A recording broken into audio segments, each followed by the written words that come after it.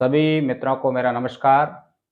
सार्वभौमिक विद्या यूट्यूब में आप सबका हार्दिक स्वागत और अभिनंदन है।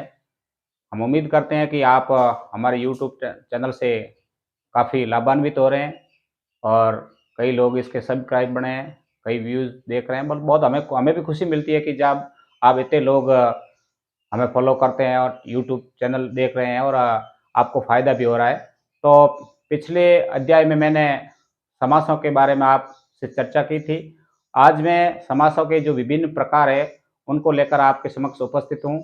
आज हम अवयवी भाव समास, तत्पुरुष समास और भी जो समास है उनके बारे में विस्तार से अध्ययन करेंगे। तो मित्रों, समास के प्रकारों में मैंने आपको बताया था, जो प्रथम समास है अवयवी भाव समास कहलाता है। अब हम यहीं से शुरुआत करेंगे। अव्यय होता क्या है? आपने व्याकरण में पढ़ा होगा विकारी शब्द और अविकारी शब्द। दो तरह के शब्द पढ़े हैं, विकारी और अविकारी शब्द। और विकारी शब्दों में आपने ये पढ़ा था कि संज्ञा, सर्वनाम, क्रिया और विशेषण ये विकारी शब्द होते हैं। संज्ञा, सर्वनाम, क्रिया और विशेषण ये विकारी शब्द कहलाते हैं। इनकी चर्चा अपन नहीं करेंगे, अपन करेंगे अविकारी शब्द। और ऐसे ही चार अविकारी शब्द माने गए हैं। अविकारी शब्दों को ही अव्यय कहा जाता है। अव्यय, और अव्यय शब्द से आप बिल्कुल सीधा दिख रहा है जिसका व्यय नहीं होता है, जिसका खर्च नहीं होता है, अर्थात वे शब्द जो अपरिवर्तनशील रहते हैं, जो बदलते नहीं रहते हैं, ऐसे शब्दों को हम अवयव कहते हैं। और हिंदी में अवयव चार तरह के हैं, जिनको अवयव कह दो या अविकारी शब्द कह दो। तो चार अवयव कौन कौन से हैं आपको मैं बता दूं, उसके बाद अवयवी भाव समास अच्छी तरह से आपको समझ में आ जाएगा। तो अविकारी शब्द चार होते हैं। नंबर एक है क्रिया विशेषण। क्रिया विशेषण। नंबर दो है समुच्चय बोधक। समुच्चय बोधक। और नंबर तीन है संबंध बोधक। संबंध बोधक या वाचक लिखो, संबंध बोधक। और नंबर चार है विस्मयादि बोधक। विस्मयादि बोधक। ये जो चार अविकारी शब्द है, इन्हीं अविकारी शब्दों को लेकर हम अवयवी भाव समास को अच्छी तरह से समझ जाएंगे। आपने पढ़ा होगा कि क्रिया की विशेषता बताने वाले शब्द है, जैसे कोई दौड़ता है तो कहते हैं धीरे धीरे दौड़ता है, तेज दौड़ता है, वो क्रिया की विशेषता है। समुच्चय वो तो कंजक्शन वर्ड होते हैं, जोड़ने का काम करते हैं, और है, किंतु है, लेकिन है, परंतु ऐसे अनेकों हिंदी में शब्द है जो जोड़ने का काम करते हैं। संबंध, एक दूसरे का संबंध बताने वाले शब्द है, जैसे आपने संबंध बात पढ़ा होगा, काके कियासी कारकों में पढ़ा होगा। विस्मयादि बोधक, हाय, ओ, हे, अरे, ऐसे अनेक शब्द है जो हर्ष सूचक होते हैं, आश्चर्य सूचक होते हैं, शोक सूचक होते हैं। ऐसे अनेक शब्द होते हैं जो अवयव कहलाते हैं। तो ये अविकारी शब्द है, इन्हीं से ये अपने अवयव बनाए। और अवयव का अर्थ होता है जिसका व्यय नहीं होता है, जो खर्च नहीं होता है। तो इसी आधार पर हमें समझना है कि अवयवी भाव समास क्या है। बिल्कुल सिंपली बात समझ लेनी है कि अवयवी भाव समास में जो दो पद होते हैं, पहले मैं बोल चुका हूं कि एक होता है पूर्व पद। समास में एक पूर्व पद होगा और एक दूसरा होगा उत्तर पद। तो पूर्व, अब प्रधानता के आधार पर मैंने बता दिए थे कि चार प्रकार के समास होते हैं। कईयों के पूर्व पद प्रधान होता है, कईयों के उत्तर पद प्रधान होता है। तो यहां सीधी बात आपको समझा दूं कि अवयवी भाव समास की पहली विशेषता है जिसका पूर्व पद प्रधान होता है। पूर्व पद प्रधान समास है ये, पूर्व पद प्रधान समास, उसका नाम है अवयवी भाव समास। सबसे महत्वपूर्ण विशेषता ये। और दूसरी इस समास की ये विशेषता है कि इस समास में हिंदी के जो ज्यादातर उपसर्ग है, आपने उपसर्गों के बारे में पढ़ा है, हिंदी के जो उपसर्ग है, उपसर्ग युक्त शब्द है, वो इस समास के अंतर्गत आते हैं। तो हम लिखेंगे उपसर्ग युक्त, उपसर्ग युक्त शब्दों का प्रयोग होता है। शब्दों का प्रयोग इस समास के अंतर्गत होता है। उपसर्ग युक्त शब्द है। अब आपने पढ़ा होगा उपसर्ग कौन से, हिंदी में अनेकों, प्रति है, अति है, अनु है, अ है, बे है, न, ऐसे अनेक उपसर्ग जो आप हिंदी में पढ़ते हैं, उन उपसर्गों का प्रयोग इस समास के अंतर्गत होता है।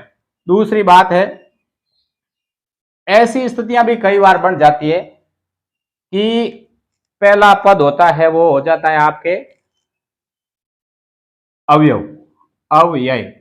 पहला पद अवयव होता है और दूसरा पद है संज्ञा होता है, ज्यादातर संज्ञा होता है।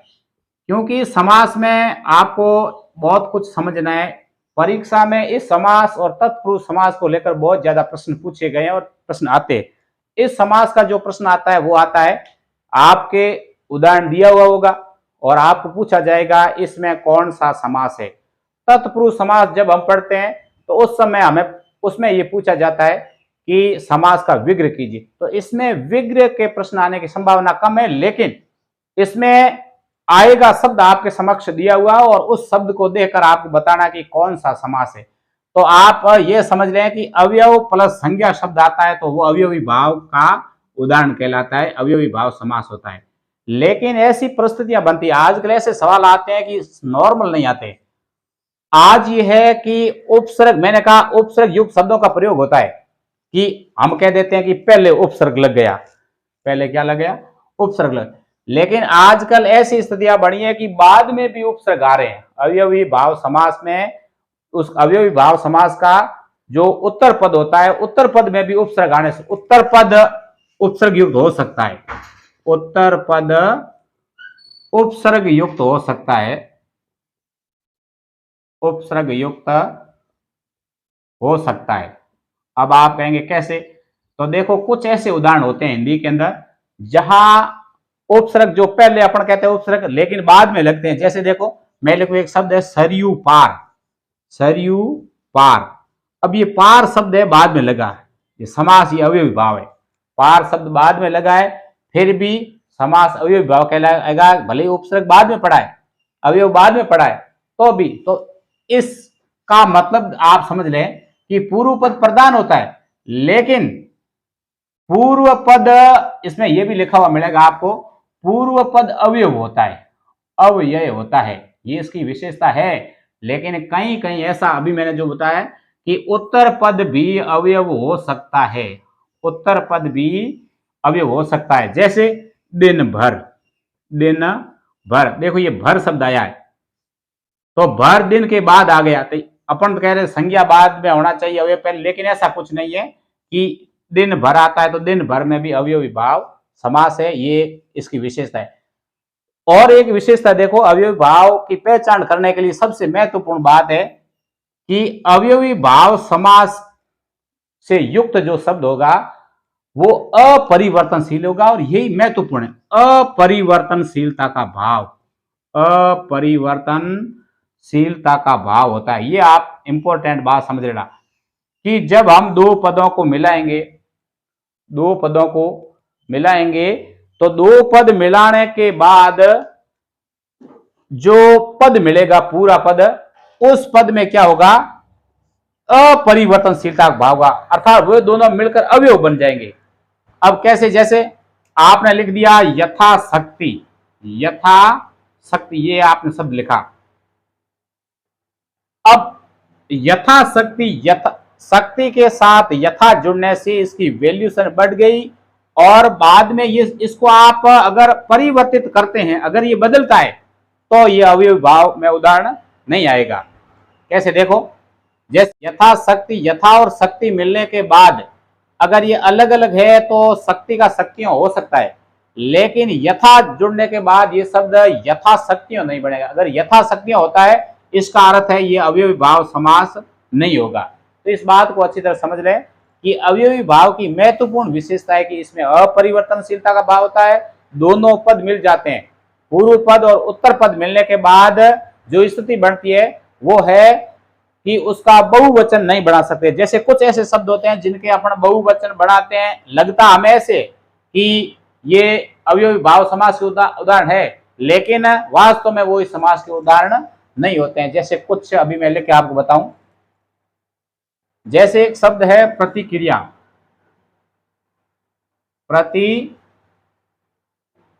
प्रतिक्रिया शब्द है,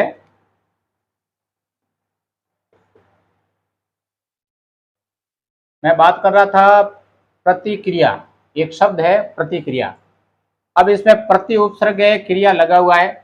अगर सीधा देखा जाए तो ये अव्ययी भाव समास का उदाहरण लग रहा है, लेकिन मैं बताऊंगा कि ये समास का उदाहरण नहीं माना जाएगा। क्यों?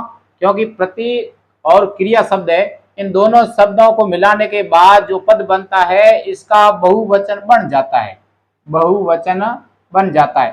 तो मैंने पहले बात की थी, बहुवचन अगर बन जाते हैं तो बहुवचन वाले शब्द अव्ययी भाव समास में नहीं आएंगे। क्यों? क्योंकि अवयव का मतलब है जिसका वह नहीं हो, और यहाँ तो ये हो रहा है। जैसे प्रतिक्रिया का अपने को पता है, प्रतिक्रिया शब्द बनता है, प्रतिक्रियाएं ये शब्द बन जाता है, तो ये शब्द बनता है, इसका मतलब ये अव्ययी भाव समास का उदाहरण नहीं होगा। तो इस बात को भी आप, जैसे एक शब्द है प्रतियोगी, प्रतियोगी, प्रतियोगी शब्द है। अब अपने को पता है प्रति है, उपसर्ग लगा हुआ है, योगी है, ये दोनों शब्द है, लेकिन ये भी समास का उदाहरण नहीं होगा क्योंकि इसका प्रतियोगिताएं बन जाता है, प्रतियोगिताएं ऐसा बन रहा है, इसलिए इस समास का ये उदाहरण नहीं माना जाएगा। बिल्कुल सिंपली आप समझ रहे हैं कि इस समास की खास विशेषता है कि जो पद दोनों मिलेंगे, पूर्व पद और उत्तर पद, उसके बाद बहुवचन नहीं बनना चाहिए, बहुवचन, बहुवचन नहीं बनना चाहिए। तो ये बात होगी। अगर बहुवचन बनता है तो वो इस समास में नहीं है, बहुवचन नहीं बनना चाहिए। तो इस बात को आप अच्छी तरह समझ लें। जैसे एक शब्द अपना हिसाब से लिखते हैं, परिवार, परिवार, परिवार शब्द, परि और वार लिखा हुआ है, परि उपसर्ग लगा हुआ है, वार है पीछे, लेकिन इस परिवार शब्द का परिवारों बढ़ जाता है, परिवार शब्द का क्या बढ़ जाता है? परिवारों बढ़ जाता है। इसलिए अपन कहेंगे कि ये इस समास का उदाहरण नहीं माना जाएगा। क्योंकि इसका वह हो रहा है, परिवार, वार से वारों बढ़ रहा है, तो ये इस समास का उदाहरण नहीं माना जाएगा। तो इस बात को अच्छी तरह से आप समझ गए। अब एक और बात मैं बताऊं आपको कि इस समास के भीतर जो शब्द, जिन शब्दों की आवर्ती होती, आवर्ती युक्त शब्द, आवर्ती युक्त शब्द, आवर्ती युक्त समास शब्द, आवर्ती युक्त शब्द इस समास के उदाहरण है, इस समास के उदाहरण है, समास के उदाहरण होते हैं। कैसे? आप देखें। अब आवर्ती युक्त शब्द कौन से, इस बात को अच्छी तरह से आप समझें। आवर्ती से या मेरा तात्पर्य है कि यह आवर्ती होनी किसकी चाहिए? आवर्ती होनी चाहिए अवयवों की। एक आवर्ती होनी चाहिए अवयव प्लस अवयव, इधर भी अवयव है और इधर भी अवयव है, दोनों साइड अवयव है, तो ये मिलकर मिलेंगे तब जो समास माना जाएगा उस समास का नाम होगा अवयवी भाव समास। एक तो ये बात है। दूसरी बात, इधर भी कोई संज्ञा शब्द आ जाए, इधर भी संज्ञा शब्द और इधर भी क्या आ जाए? संज्ञा शब्द, दोनों साइड इधर संज्ञा, जब शब्द की आवर्ती हो जाए तो भी मिलकर ये कौन सा समास बनाएंगे? इसको बोलेंगे अवयवी भाव समास। कैसे? देखो, मैं जैसे उदाहरण लगा देता हूं। जैसे हमने लिखा धीरे धीरे, धीरे धीरे, तो धीरे धीरे शब्द में कौन सा समास है? अवयवी भाव है। क्यों? क्योंकि धीरे धीरे क्रिया विशेषण है और क्रिया विशेषण की क्या होगी? आवर्ती होगी। अवयव की और अवयव की क्या होगी? आवर्ती होगी। ऐसे ही आप घर घर, घर घर, तो घर शब्द की आवर्ती होगी, घर संज्ञा तो आवर्ती होगी, इसलिए अपन कहेंगे ये इसमें भी कौन सा समास है? अवयवी भाव समास। ऐसे अनेक उदाहरण है। दिनों दिन, दिनों दिन, तो दिनों दिन क्या है? ये भी संज्ञा है और ये संज्ञा आवर्ती हो रही है, इसका मतलब है कि ये अवयवी भाव समास का उदाहरण है। जैसे लेके अपन बार बार, बार बार, बार बार शब्द है, तो इसमें भी क्या है? आवर्ती हो रही है। जैसे घड़ी घड़ी, ऐसे शब्द, घड़ी घड़ी, तो घड़ी घड़ी शब्द क्या है? घड़ी घड़ी शब्द की आवर्ती हो रही है, इसलिए ये भी क्या है? अवयवी भाव समास का उदाहरण है। रातों रात, रातों रात, रातों रात में भी कौन सा समास है? अवयवी भाव, क्योंकि रात और रात की क्या हो रही है? आवर्ती हो रही है। तो आप समझ रहे हैं कि आवर्ती युक्त जो शब्द है उन शब्दों के अंदर क्या है? कौन सा समास होगा? अवयवी भाव समास होगा। जैसे मारा मारी, मारा मारी, मारा मारी शब्द में भी क्या होगा? आवर्ती हो रही है। किसकी हो रही है? शब्दों की आवर्ती हो रही है, इसलिए अपन कहेंगे आवर्ती वाले शब्द है वो सब अवयवी भाव समास के उदाहरण है। तो इंपॉर्टेंट बात आपको समझनी है, आवर्ती युक्त शब्द है तो एक बार पुनः बात को समझ लें। सबसे पहले इसका पूर्व पद अवयव होता है। पूर्व पद क्या होता है? अवयव होता है। जैसे क्या अपन लिखते हैं? यथाशक्ति, यथाशक्ति विग्रह करते हैं तो शक्ति के अनुसार। यथासंभव, यथासंभव, ऐसे यथा वाले ज्यादा उदाहरण इसमें आते हैं। यथा समय, यथोचित, यथा धन उचित आपने पढ़ा होगा, यथोचित, ठीक है। ऐसे और भी शब्द होते हैं, यथा के सिवा छोड़कर भी और भी शब्द होते हैं। वो शब्द जो मतलब आप समझे कि उपसर्ग लगे हुए शब्द, उपसर्ग लगे हुए जो शब्द है, उपसर्ग युक्त शब्द है, वो भी किसके? अवयवी भाव समास के उदाहरण होते हैं। जैसे शब्द है अति, अतिचार, अति, अत्यधिक, अत्यधिक, अति धन अधिक, अत्यधिक। अब देखिए मैं आपको बता दूं, संधि की जहां बात करें तो यण संधि से ज्यादातर उदाहरण होते हैं यण संधि। क्योंकि यण संधि जब आप पढ़ेंगे या पढ़ी हो तो यण संधि में आगे उपसर्ग युक्त शब्द होता है, बाद में आगे दूसरा शब्द होता है। तो यण संधि वाले उदाहरण है वो अवयवी भाव समास के उदाहरण माने जाते हैं। तो आप इस बात को समझ लेते हैं। और मैंने एक बात बताई कि है कभी कभी जो हमारा उपसर्ग है वो बाद में भी, तो मैं बात कर रहा था कि अवयवी भाव समास में जो अपने उपसर्ग युक्त शब्द होते हैं वो आते हैं, और उपसर्ग युक्त ज्यादातर शब्द है वो यण संधि में आते हैं। तो यण संधि के जो उदाहरण है उपसर्ग युक्त होते हैं ज्यादातर, तो वो इसी अवयवी भाव समास में आते हैं। एक बात ये थी। दूसरी बात ये थी कि कभी कभी ये स्थिति भी बन जाती है कि अवयवी भाव समास होता है लेकिन इसका जो उपसर्ग युक्त होते हैं वो बाद में भी लग जाता है, उपसर्ग बाद में भी प्रयुक्त हो जाते हैं। ये भी बात ही, बाद में प्रयुक्त हो सकते हैं। जैसे मैंने कुछ उदाहरण आपके बताए थे, जैसे दिन भर बोला था, भर शब्द बाद में आया है तो भी अवयवी भाव समास का उदाहरण है। सरयू पार मैंने बोला था, पार बाद में आया है तो भी ये है। विवेक पूर्वक है, विवेक पूर्वक शब्द है तो ये पूर्वक बाद में आया है, पूर्वक बाद में आया तो भी। जैसे मरणोपरांत, मरणोपरांत, ये उपरांत शब्द बाद में आया है। तो ये ऐसे शब्द है जो बाद में आए हुए, उपसर्ग है बाद में आए हुए, फिर भी किसके उदाहरण है? अवयवी भाव समास के उदाहरण है। एक बात मैंने और बताई थी आपको कि जो आवर्ती युक्त शब्द है, आवर्ती वाले शब्द, आवर्ती वाले शब्द है वो भी इसी समास के उदाहरण माने गए हैं। और आवर्ती किसकी होनी चाहिए? आवर्ती होनी चाहिए अवयवों की, अवयव प्लस अवयव, एक ये आवर्ती होती है तो अवयवी भाव समास है। दूसरा, अगर इधर भी संज्ञा है और इधर भी संज्ञा शब्द है तो भी यही समास हो, अवयवी भाव समास होगा। अगर इधर विशेषण है और इधर भी विशेषण है तो ये समास नहीं होगा। ध्यान रख लेना अच्छी तरह से। यहाँ से सवाल उठाए जाते हैं, आते हैं कि अगर इस साइड में काला लिखा हुआ है, इधर भी अगर काला या श्या लिखा हुआ है, ये शब्द आ जाए तो ये इस समास का उदाहरण नहीं है। मैंने एक बात बताई थी कि बहुवचन, जिन शब्दों के बहुवचन बन जाते हैं, बहुवचन वाले शब्द इस समास में नहीं आएंगे, बहुवचन वाले शब्द इस समास में नहीं आएंगे। कैसे? जैसे मैं कुछ उदाहरण देकर आपको समझा देता हूं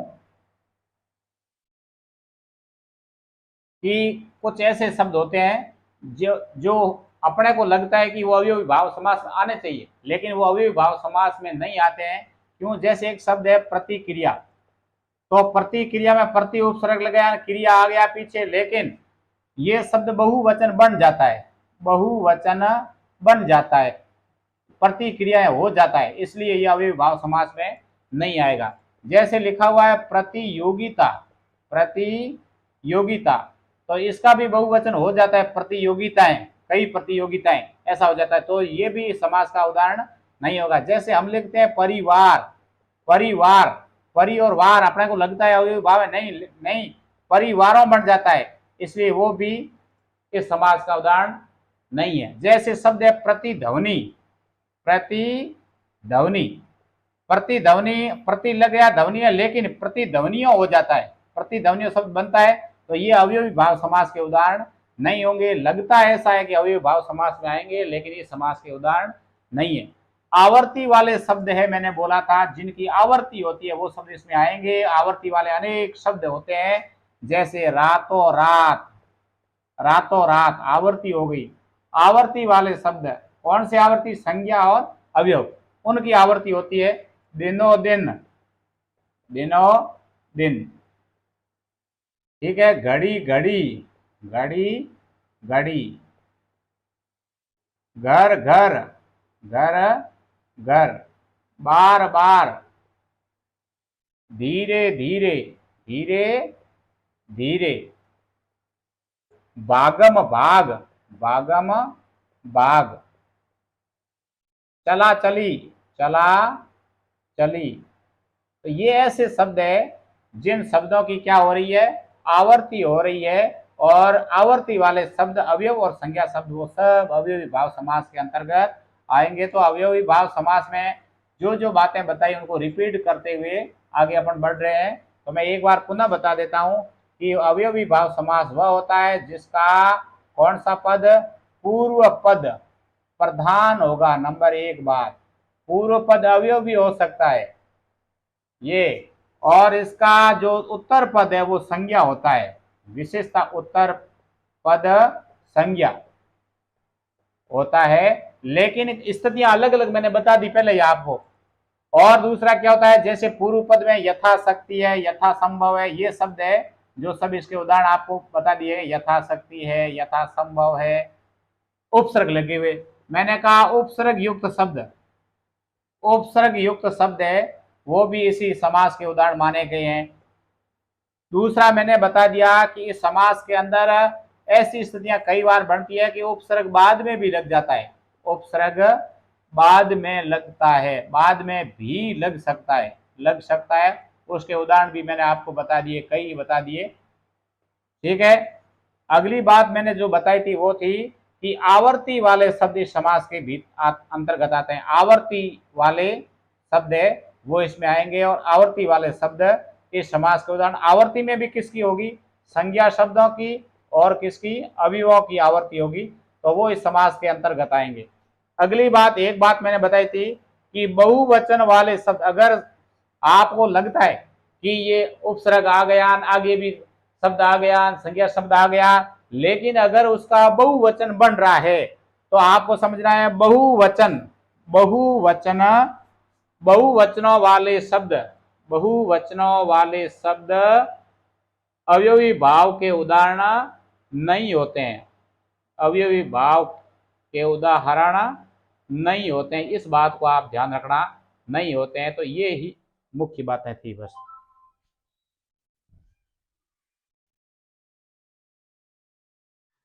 तो हमारा ये इस प्रकार से अवयवी भाव समास के जो उदाहरण है, जो विशेषताएं, वो पूरी हो गई। आप सबको बहुत बहुत धन्यवाद, नमस्कार। इस YouTube से आप जुड़े रहें, ज़्यादा से ज़्यादा इसको फॉलो करें, सब्सक्राइब करें, और ज़्यादा से ज़्यादा जुड़ने का प्रयास कर रहे हैं। हम भी कोशिश करते हैं कि आपको अच्छा से अच्छा देने का प्रयास करते हैं। तो कल मैं अगली क्लास तत्पुरुष समास को लेकर आपके समक्ष उपस्थित होऊंगा। जय हिंद, जय भारत।